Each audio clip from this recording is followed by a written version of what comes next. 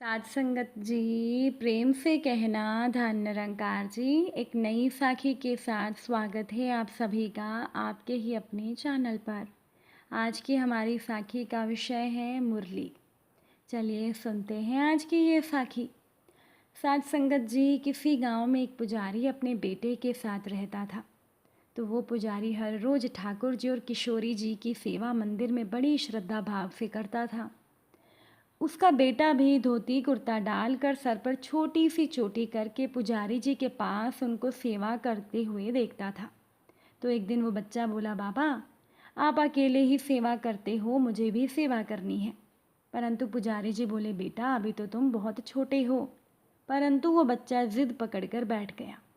अब पुजारी जी आखिर बच्चे की हट के आगे झुक कर बोले, अच्छा तुम ठाकुर जी की मुरली की सेवा किया करो। इसको रोज गंगा जल से स्नान करवाकर इत्र लगाकर साफ किया करो।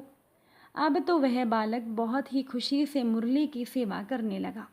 इतनी लगन से मुरली की सेवा करते देखकर हर भगत बहुत प्रसन्न होता। तो ऐसे ही मुरली की सेवा करने की वजह से उस बालक का नाम मुरली ही पड़ गया। अब तो पुजारी ठाकुर और ठाकुरानी की सेवा करते और मुरली ठाकुर जी की मुरली की सेवा करता। तो ऐसे ही समय बहुत अच्छे से बीत रहा था कि एक दिन पुजारी जी बीमार पड़ गए। मंदिर के रख रखाव और ठाकुर जी की सेवा में बहुत ही मुश्किल आने लगी। अब उस पुजारी की जगह मंदिर में नए पुजारी को रखा गया। वो नया वाला पुजारी बहुत घमंडी था। वह मुरली को मंदिर के अंदर भी नहीं आने देता था। अब मुरली के बाबा ठीक होने के बजाय और बीमार हो गए और एक दिन उनका लंबी बीमारी के बाद स्वर्गवास हो गया। तो अब तो मुरली पर मुसीबतों का पहाड़ टूट पड़ा। नए पुजारी ने मुरली को धक्के मार कर मंदिर से बाहर निकाल दिया। अब तो मुरली को अपने बाबा और ठाकुर जी की मुरली की याद आने लगी। तो मंदिर से निकलकर मुरली शहर जाने वाली सड़क की ओर जाने लगा। थक हार कर वह एक सड़क के किनारे पड़े हुए पत्थर पर बैठ गया। सर्दियों के दिन थे, ऊपर से रात होने वाली थी। तो मुरली की भूख और ठंड के कारण बुरी हालत हो रही थी।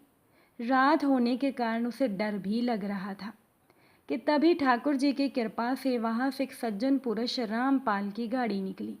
इतनी ठंड और रात को एक छोटे से बालक को सड़क किनारे बैठा देखकर वह गाड़ी से नीचे उतर कर आए और बालक को वहाँ बैठने का कारण पूछा।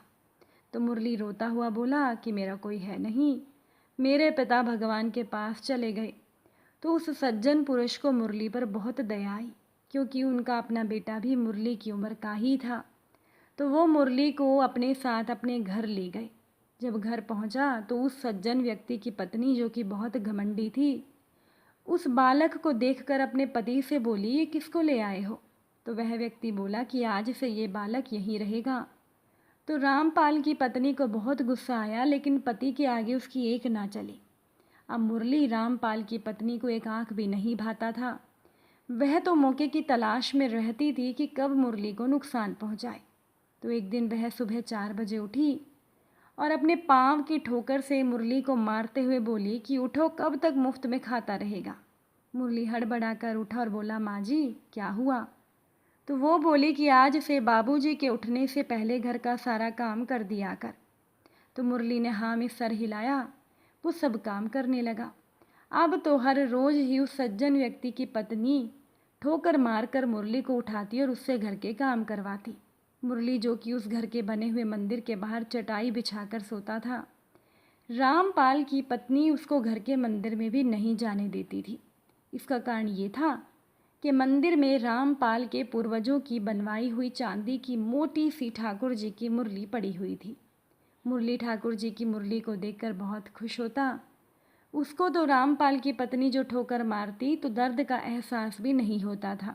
तो एक दिन रामपाल हरिद्वार गंगा स्नान को जाने लगा तो वो मुरली को भी साथ ले गया। तो वहाँ पर गंगा स्नान करते हुए अचानक से रामपाल का ध्यान मुरली की कमर के पास पेट पर बने पंजों के निशान पर गया। तो वो रामपाल हैरान हो गया। उसने मुरली से इसके बारे में पूछा तो मुरली टाल गया। अब रामपाल गंगा स्नान करके घर पहुंचा तो घर में ठाकुर जी और किशोरी जी को स्नान कराने लगा। बाद में अपने पूर्वजों की निशानी ठाकुर जी की मुरली को भी गंगा स्नान कराने लगा।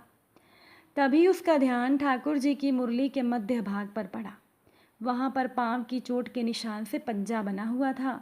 जैसे मुरली की कमर पर बना था। तो रामपाल ये देखकर हैरान हो गया कि एक जैसे निशान दोनों के कैसे हो सकते हैं। रामपाल कुछ समझ नहीं पा रहा था। तो रात को अचानक से जब उसकी नींद खुली तो रामपाल क्या देखता है कि उसकी पत्नी मुरली को पाँव के ठोकर से उसी जगह पर मार कर उठा रही है। अब तो रामपाल को समझते देर ना लगी। रामपाल को उसी रात कोई काम था, जिस कारण रामपाल ने मुरली को रात में अपने कमरे में ही सुला लिया। तो रामपाल रात को मंदिर में ठाकुर जी को विश्राम करवाने के बाद दरवाज़ा लगाने के लिए कांच का दरवाज़ा मंदिर के बाहर की ओर खुला रखा। तो रामपाल की पत्नी रोज की तरह आई और ठोकर मारकर मुरली को उठाने लगी। तो मुरली तो वहाँ था नहीं और उसका पाँव मंदिर के बाहर दरवाजे पर लगा। रामपाल की पत्नी का पैर खून खून हो गया, वो दर्द से कराहने लगी। उसके चीखने की आवाज़ सुनकर रामपाल उठ गया। उसको देखकर बोला, ये क्या हुआ? तो उसने कहा कि ये कांच के दरवाजे की ठोकर लग गई। रामपाल बोला कि जो ठोकर तुम रोज मुरली को मारती रही, ठाकुर जी की मुरली उसका सारा दर्द ले लेती थी। जो ठाकुर जी को प्यारे होते हैं भगवान उनकी रक्षा करते हैं। देखो, भगवान की मुरली भी अपने सेवक की रक्षा करती है, उसकी पीड़ा अपने ऊपर ले लेती है। तो साथ संगत जी, रामपाल की पत्नी को तो अपने किए की सज़ा मिल गई। जिससे मुरली को वो ठोकर मारती थी, आज वो पंजा डॉक्टर ने काट दिया। रामपाल की पत्नी को अब अपनी भूल का एहसास हो गया था और अब वो मुरली का अपने बेटे की तरह ही ध्यान रखती थी। तो साथ संगत जी, जो भगवान के प्यारे होते हैं, भगवान उनका सारा दर्द खुद सहन कर लेते हैं और अपने भगत पर आँच भी नहीं आने देते। साथ संगत जी, दुख और परिश्रम मानव जीवन के लिए अत्यंत आवश्यक है, क्योंकि दुख के बिना हृदय निर्मल नहीं होता और परिश्रम के बिना मनुष्य का विकास नहीं होता।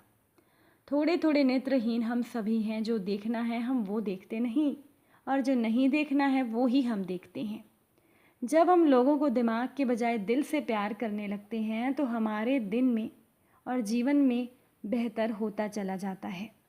दुख भोगने वाला तो आगे चलकर सुखी हो सकता है, लेकिन दुख देने वाला कभी भी सुखी नहीं होता है। दो ही चीज़ें ज़िंदगी में ऐसी हैं जिन्हें देने में किसी का कुछ नहीं जाता, एक मुस्कुराहट और दूसरी है दुआ। तो ये दोनों हमेशा बांटते रहिए। जितना बांटेंगे ये दोनों चीज़ें हमेशा उतनी ही बढ़ती रहेंगी। अगर आज की ये साखी आपको अच्छी लगी हो, वीडियो को लाइक शेयर ज़रूर कर दीजिएगा। आप सभी से फिर मुलाकात होगी नई साखी और नए विचारों के साथ। तब तक के लिए खुश रहिए, सेवा सिमरन सत्संग कीजिए, सतगुरु माता जी के चरणों से जुड़े रहिए। प्रेम से बोलिए, धन निरंकार जी।